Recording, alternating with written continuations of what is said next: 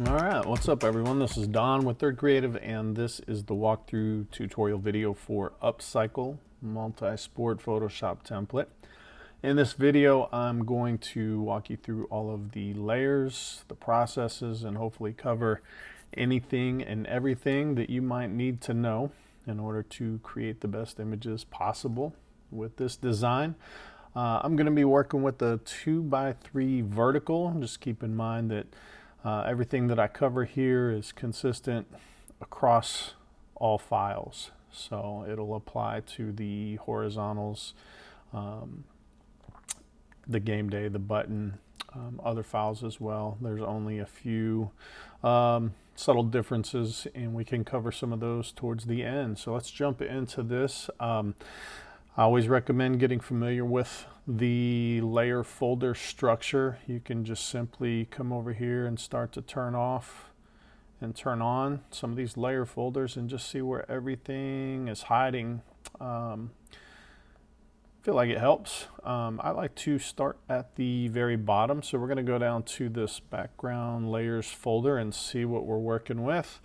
The bottom of the background layers folder, you will see a change background color. That's pretty straightforward. Double click this icon here. You're going to get your color picker, and you can pick a color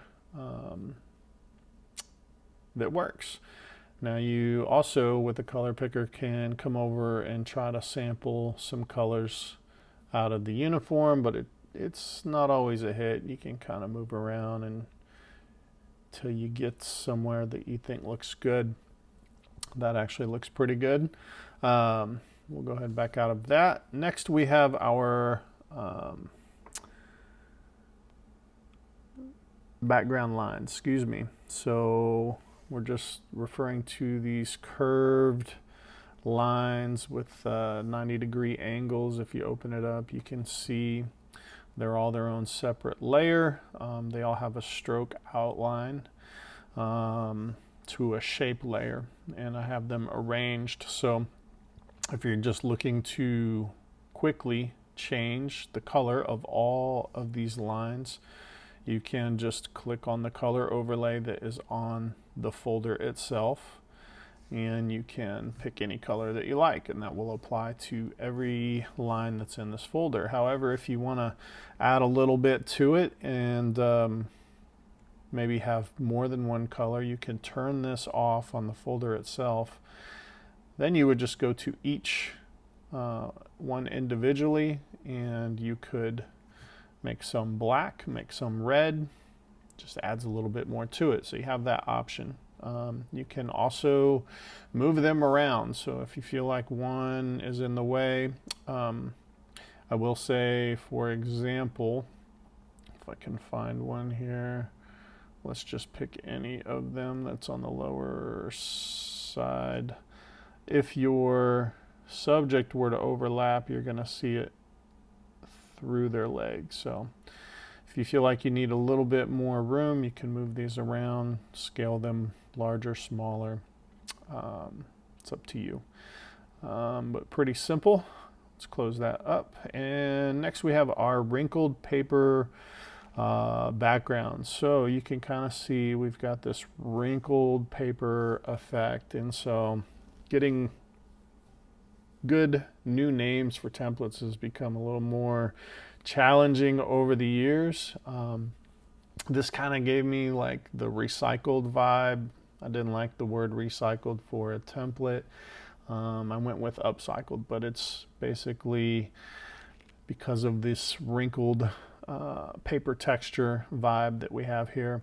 I've got a levels adjustment on here, which helps control the contrast, how much it shows up. I also have the opacity down, so if I were to boost that opacity all the way up, you can see it really gets more prominent. I will say, depending on what background color you go with, it may not show as much as you would like. And so here we have it all the way at 100%. I chose the red, but unless you really zoom in, you can only see just a little bit of it. So I'm gonna give you a little tip. If you run into this, if you double click on the levels adjustment here,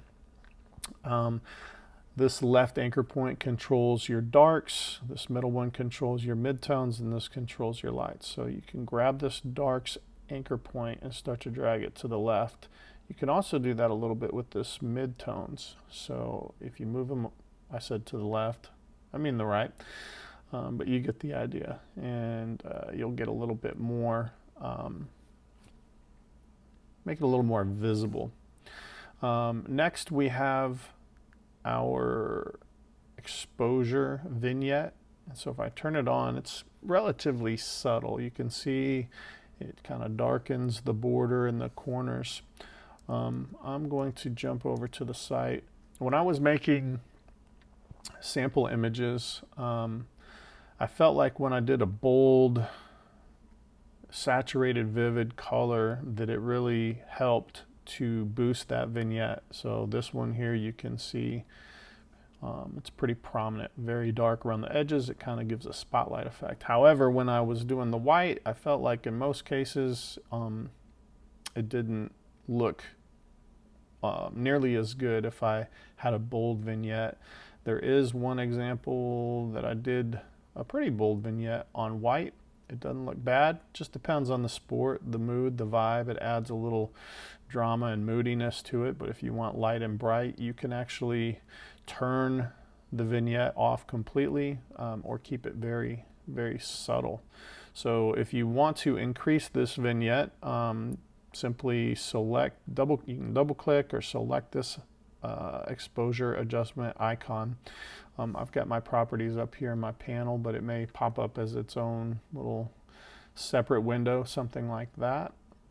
But grab this top anchor point, start to drag it to the left, and you're going to see it's going to start to darken it up. You can get a little too carried away, so find something that works. But if you need a bolder vignette, if you really want to draw your subjects in, similar to what we have here, that's how you would do that. So I'm going to go ahead and turn it off, and I'm going to actually just go back to its original state. That is everything that we have for the background layers. Let's look at the upper text layers. If I turn it off, you can see what we're working with. We have this upper tab here with the year, and we have the team name text, and we've got this little plate here, or this frame. So let's open it up and take a look. So we have another wrinkled paper texture. So if I turn that off, you can see that we lose that. It's the same thing. Opacity is brought down, so you can increase the opacity, or you can come in here to the levels adjustment and play with these. You can, I was talking about boosting the darks, but in this case, the background is dark, so you may want to boost the lights. So you would grab the right anchor, move it to the left. It really starts to light everything up, so you can grab the left and move it over, and you can really make it bolder, or you can decrease the contrast. Find what looks good for the color scheme that you've selected or that you're working with.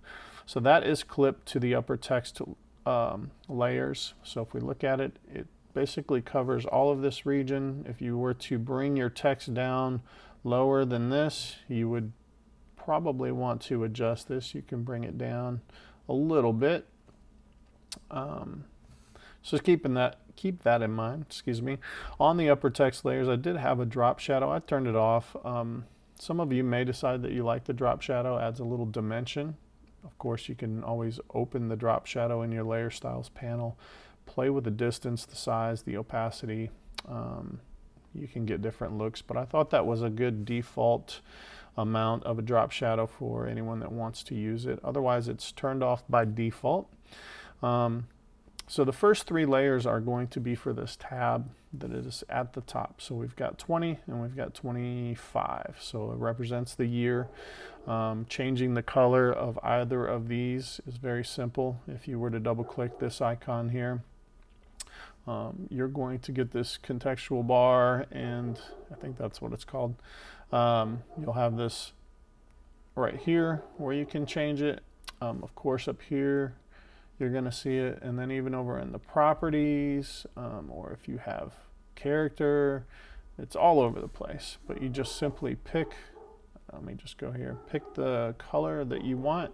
Once you start working with the color, you can always Control C, Control or Command C to copy the color code, and then you can just start pasting it in, Control V or Command V, save you a little bit of time. And then of course you can always just do the eyeball test, and maybe something would look a little bit darker on the edges, would look a little better than the same exact color here. Just look at it and see what you think. But we have these 2 text layers for the year. We have this tab. So I'm going to zoom in. It's at a very slight angle. So you can scale it up or down, move it around. If you scale anything, you can always select all 3. So if you click on the top layer, hold down Shift, click on this 3rd layer. Now you can bring it all down. You can scale it all up.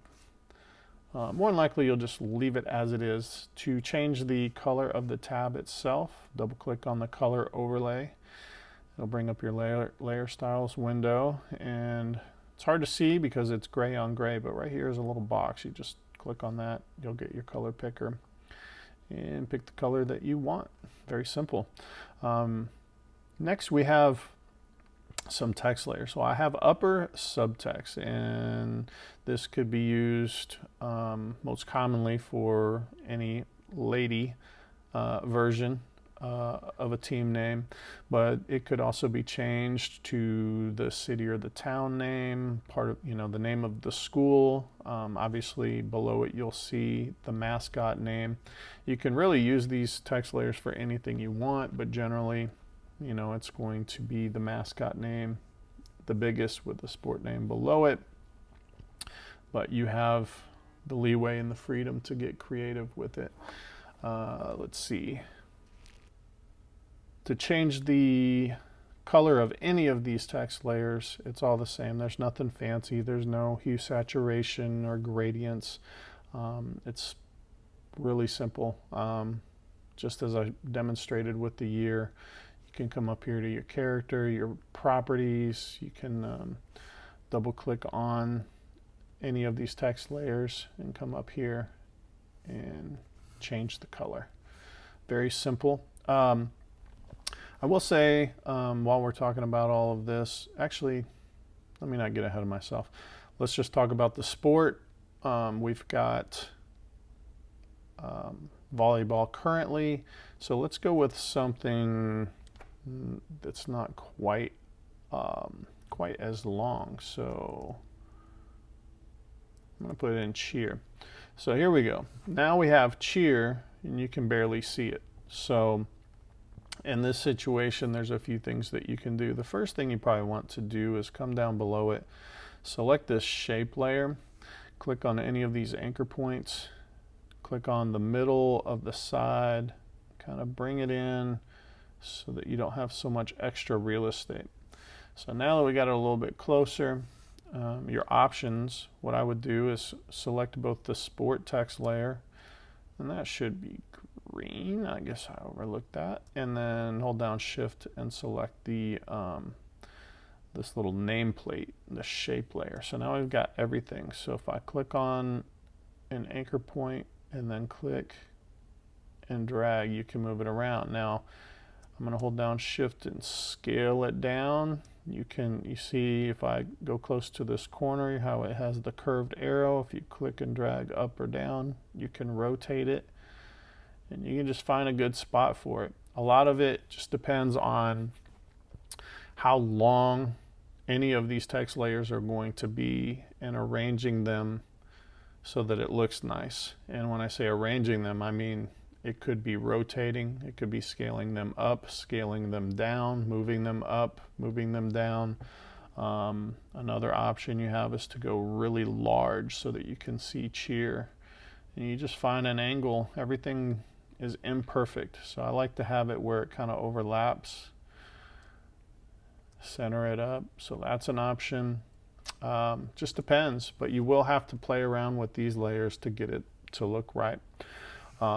While I'm on that subject, I will say the font that I went with, it's pretty cool, the Anybody font family. I really like the extended black. Extended black is one of, actually, let me pull it up here, 90 variations, I believe it said there was. It's a crazy font family. So you can install all of these and have all of the font family at your fingertips available to you. Or in the PDF file, you'll see that I only actually included 4 variations. And this is the best place to talk about that. I like expanded black because it's stretched out wide. It's part of the aesthetic of the look of this template. However, if you were to put something in here that's longer, I have eagles, it's not, or eagle, it's not too long.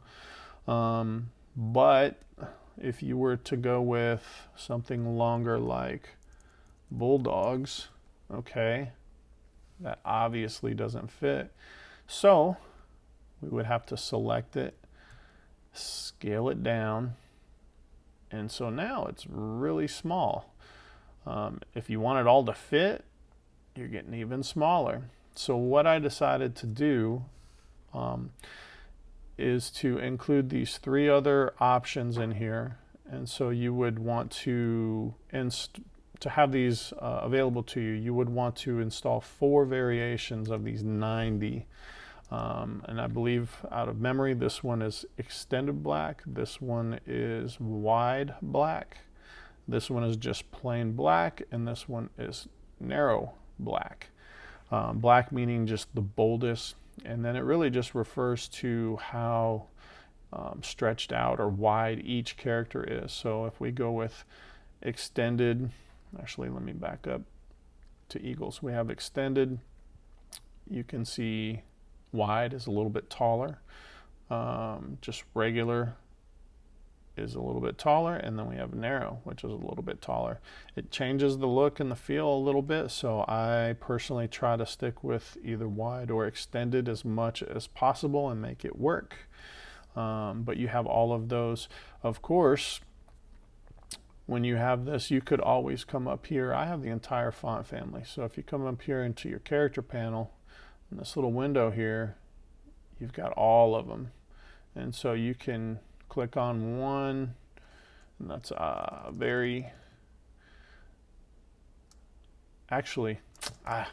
one other thing that's pretty important. I had the kerning at -100. That's not going to look good on every variation of this font family. So you might change the kerning to something while you're kind of cycling through these so you can see what it looks, or you might even go with 0 rather than something so drastic.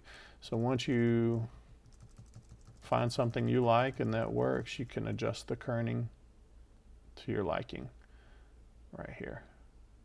Kind of all over the place right now, but there's just a lot to cover here that I want to make sure you're aware of and make sure that everything makes sense. So try to stick with wide or extended if you can. If not, you can change to wide, regular, or narrow. Scale and arrange it in a way that looks good to you, and you can see what I've done here with some challenging ones. I've made them work. I think it looks better the more space it takes up behind your subject, but you also have to be able to at least know what it says if you can't see every single letter. But these are just some different ways that I scaled and arranged those layers to make them work. And it's likely that it might be a little bit different on the individual than the way you arrange it on the team. So you can see here the difference, subtle differences. But I think that was pretty thorough. We can probably move on from the upper text layers. Let's close that up. All right, next we have our subject images. Pretty self-explanatory. You're going to, depending on how if you're using automation or if you're doing things manually, basically you just want to make sure that your subject images are inside this folder. So whether that's drag and dropping or anything else, You scale them how you want them, position how you want them. Pretty standard stuff.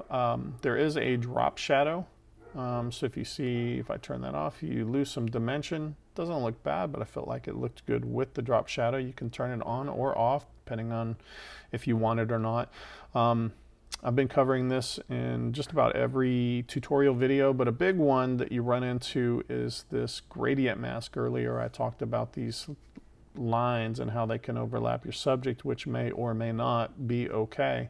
So you can see if you have a subject that extends out, you know, you may run into that, and that is because of this gradient mask. It's very subtle to see, but it fades from white to black gradually, and that's how you get this effect, and it just reveals the background and conceals your subject. So if you need to adjust that, you've got a few options.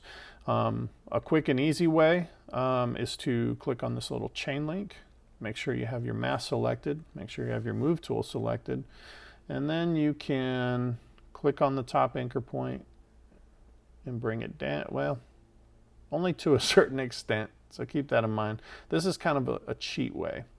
Not that I recommend it, but people like easy. So you may do the opposite from the bottom. It just kind of moves it up and moves it down. I personally prefer and encourage you to just change the gradient itself. So the way you would do that is select the layer mask, go to your gradient tool, make sure that you're working with white to black or black to white, and basically you would want to click, and I always do it backwards. So in this case, we're starting with white. Click where you want it to start to fade and drag down to where you want it to be completely zero opacity. So you can make it very,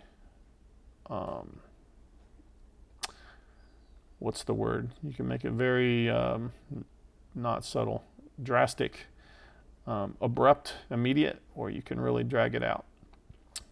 So I don't think there's a one size fits all. I tried to get it as close as I could, but if you want to adjust that, you can. You can keep it straight, you can angle it. If you don't like it and you go to something else, you can come back and just start over. If those anchor points are gone, you just start over. If the anchor points are still there, just grab them and move them around.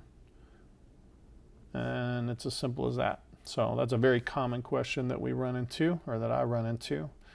So try to cover that. That's pretty much it. I did include a color grading option. If you turn it on, it adds, in this case, an orangish reddish tone to the subject. It's not really necessary on a lot of these, but I did use it on some of the sample images. So if you have a white background, I would just leave it off. If you do a very bold saturated red, you might try some cool blues, but basically anything red or orange, that's where I would more than likely decide to use it. So I did use it here. I did use it on her a little bit, and it helped with the skin tone. And let's see, I definitely used it on the bulldogs here, and I use it on him. So, but the white ones, I just left it off. It's optional. You can change the color by double clicking on this icon. You can go a little redder, a little more yellow. You can play around with it. You can also increase or decrease the opacity. It's pretty strong at 20%, so there's a good chance if you use it, you may drop that down to 5, 10, 15, or anywhere that you think looks good.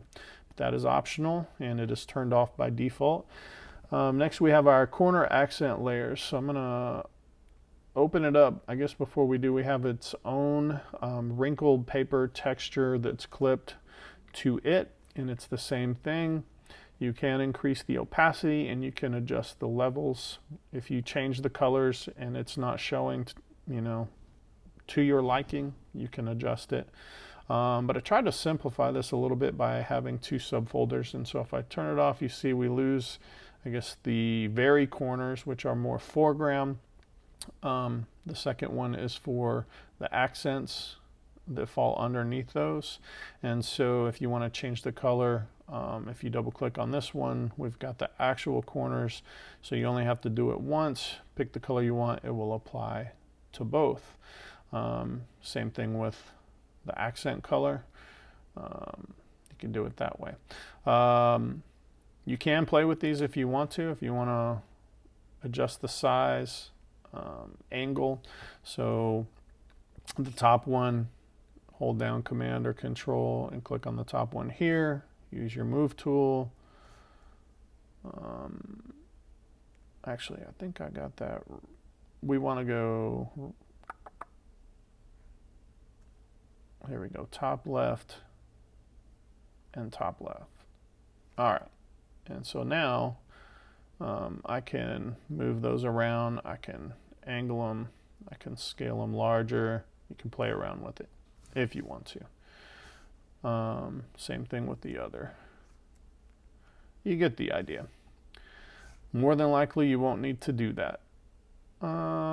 Next we have our lower text layers. Let's take a look at that. Again, we have our wrinkle texture clipped to it.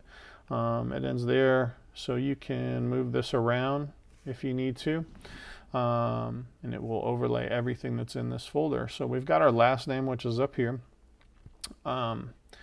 Changing the colors the same as everything else. If you double click, you can come up here, or actually that's our last name that falls right here. So you can change it like that. In this subfolder is everything else, which I'll explain. So I did this to try to make it simple. So if you want, see how everything is black except for the last name. So let's say you're going with something where it's like a dark blue and you don't want to change the color for 3 separate layers. You can turn on this color overlay, double click the color overlay, click on this box and paste in your color or pick your color, and it applies to all of that. Otherwise, if you want them to be different, you can leave it off and change the color for each respective layer independently. Totally up to you. If you want this bar to be its own color, it's got its own color overlay, and it's the same. Just depends on how you want to set it up.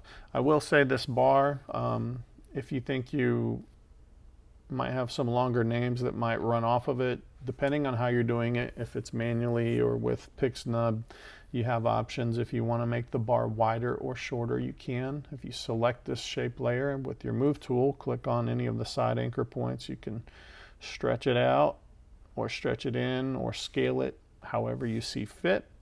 You could always change the size of the last name font. You can make it smaller so that longer names are more likely to fit. Whatever you need to do. Just keep an eye on the kerning. I've adjusted kerning, to have what I felt like looked the best as far as space in between your characters. But if you feel like you need to adjust any of that, you'll find it in your character panel right here.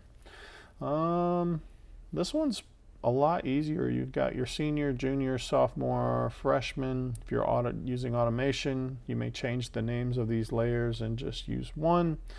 And then below here, we've got our lower tab, which here I have varsity. You may decide to put something else. You may decide to just turn it off completely.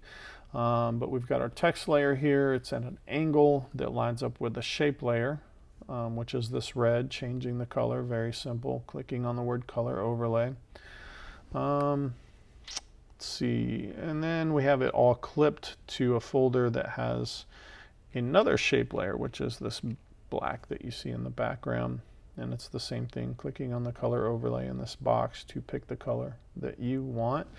And if we jump back over, you can see in this case I turned it off, or actually, yeah, it's off. Here you can see the color scheme, various color schemes that I went with. But you get the idea. In this case, it wasn't a school, so I put neon because that is the name of a specific dance team. Yeah. Okay.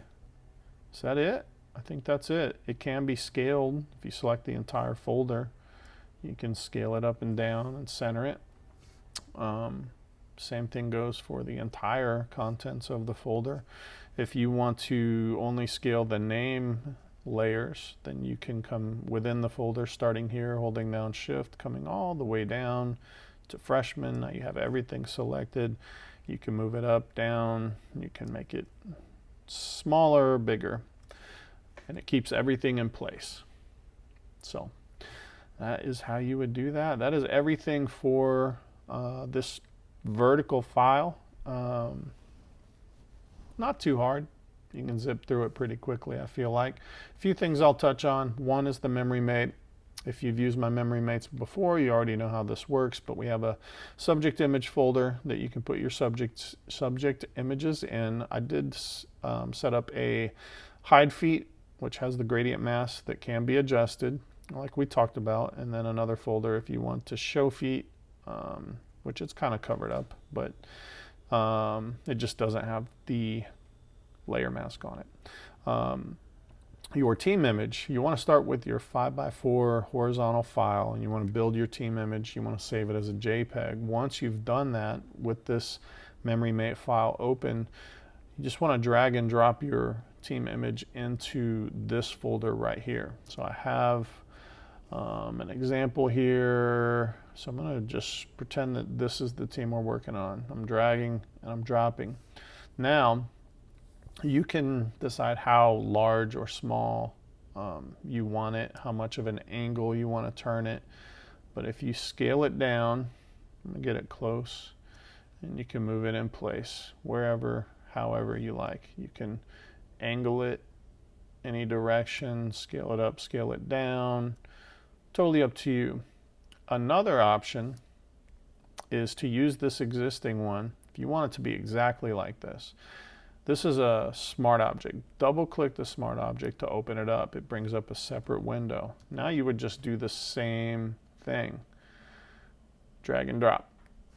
Click the check mark. Now, something you could run into. If you close this, I don't know if it'll do it or not. If you close it, hit save. Yep. So now it wants me to save it as a new file. That's no bueno. So what you can do is hold down Shift, select both layers, right click, and select merge layers. Now it should let you close, hit save, and it just puts it right in its place. It replaces it for you. The last thing I will say is that you can orient this in the opposite side as far as left or right. So we'll turn it, bring it over. This is very rough and loose, but just to give you an idea. And then we would come up here to our subject, and if you wanted your subject over here, you could do that. So you have the option there as well. Last thing, normally I don't touch on the game day, but there's one little detail that I wanted to touch on to make things easy for you. If we go back to the site, you see this? This is something that I did with the game day file. It looks like this out of the box when you open it up, but you may want to rearrange some of these text layers. So I was just going to show you the way that I did that and hopefully help make it easier. Let's see here. We have our lower text layers. If we open it up, so right off the bat, we have our verse, and we have our @. You pick which one, and then we have our little box here. So if you wanted, let me actually demonstrate it. Well, I don't have the other subject in here, but that's okay. If you wanted to do show feet, you can just hold down Shift and click on this little layer mask, and it'll disable it, and then it won't mask anything out. But we're going to pretend that we have our subject on the left like we did. So what I'm going to do is I'm going to start off by first moving this verse where I want it. So I'm going to select verse, and I'm also going to come down 2 layer rows, hold down Shift and click and select these 3. Now I can click an anchor point, click anywhere inside, move it where I want. I might want it a little smaller, so I can scale it down, position it how I want. We'll leave that there. Then I would come down, we have our first team and our second team. So I'm going to leave the second team and I'm going to grab this folder here for first team. And I'm going to bring it up above it.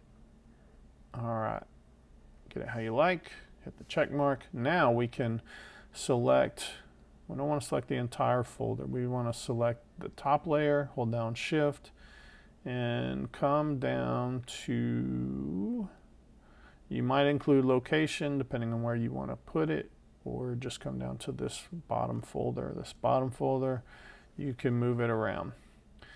And then of course you can always adjust it however you see fit. So once you get it in place, if you want it to be a little more space in between, you can do that.